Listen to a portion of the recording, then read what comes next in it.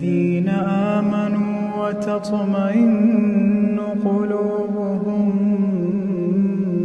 بذكر الله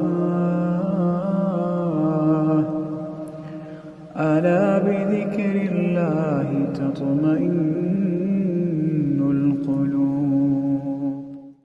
إذا اضطرب القلب وقلق فليس له ما يطمئن به سوى ذكر الله.